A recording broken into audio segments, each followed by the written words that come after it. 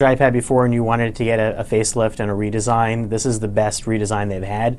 But it's not, it's not from something that's completely shocking. It's really something that is addressing the idea that we're expecting something lighter and more portable now that we're familiar with the idea of a tablet. And it's a lot faster, but it's a refinement. So, it's a good improvement for somebody who wants to buy it. It's nothing that is something that feels like it's a completely reinvented iPad. It's coming into a much more crowded market than previous versions of the iPad. How does it stand up against the competition?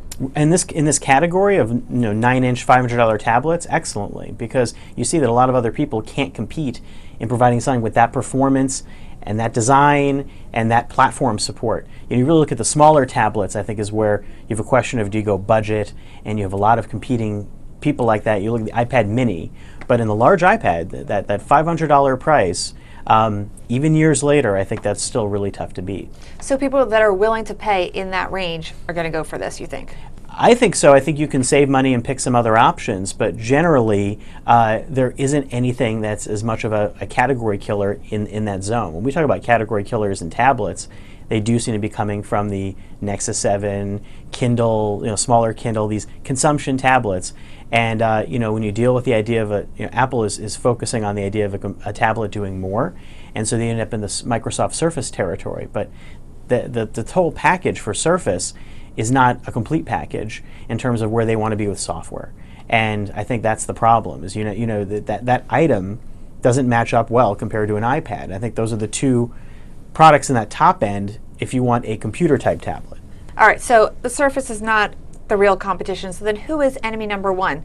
Is it their own iPad mini? Is it the less is more of these smaller tablets? Well, I think it's Android. I think certainly there's a huge Android landscape out there.